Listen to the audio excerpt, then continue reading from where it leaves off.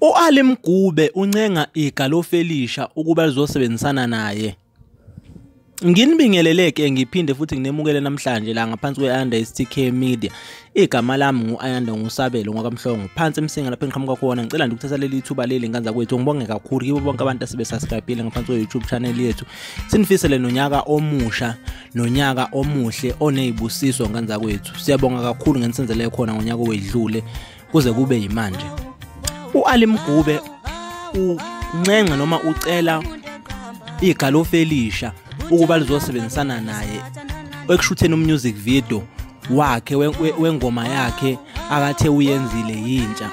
Ubese ichazela yena u-Ali Mgube ecela kulomfana lo usho kanjena. Sokwenzekile wenza mhlambe ingoma ethina ngangibanga wakho ukuthi mhlambe mawufuna mhlambe ukuyenza ecaci ibonakala ukuthi kahle kahle ukhuluma ngani ungasebenzisa mhlambe abantu abakanjani. So ngicela into efana naleyo mfowethu, kodwa futhi mangabe ukuthi mhlambe uyabona ukuthi mhlambe into ongakulungela ukuthi ungangenzela yona, ngeke futhi ngikuzondele lokho ngoba mhlambe nawe uzobona izathu zakho, kodwa nje akufanele futhi kana ngikufihlele mfowethu.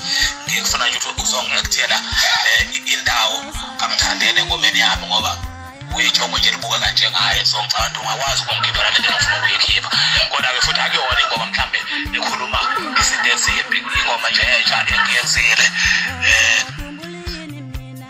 Kanti ke leyo bekuyiyo inkulumo ka-Ali Mgube lade khona ecela khona igalo Felisha, nakhona lapho ekungakazwakali ukuphawula kwakhe umfana omncane lo igalo Felisha, umfana onyatheleni zegcoka Melisha. Thina ke ekuwumbuzo omkhulu kuwena mlaleli lapho ngasekhaya nawe mbukeli we-STK Media ukuthi ngempela lo mfana lo noma ngabe ehambe enyathelweni zegcoka Melisha noma enesifiso sokuthi ngelinye ilanga esebenzisana negcoka Melisha, ngabe kungaba umqondo omuhle njengamanje ukuthi esebenzisane no-Ali Mgube ekushutheni lo music video njengoba umzulu u-Ali ade echazela yena.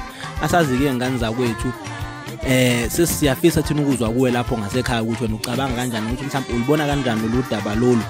Khuluma nathi-ke kwi-comment section yethu, kanti futhi ungakhohlwa ukuthi landele ey'nkundleni zethu zokuxhumana, Instagram @ayanda_stk, bese uthi lapha naku-Facebook i_STK_media, ikhasi lethu kwa-Facebook ke lelo. Siyabonga kakhulu ngani zakwethu ngakho konke enisenzele khona kusukela ngonyaka owedlule kuze kube yimanje. Siyabonga kakhulu engathi ngingaqhubekela phambili kuze kube futhi nangokulandelayo.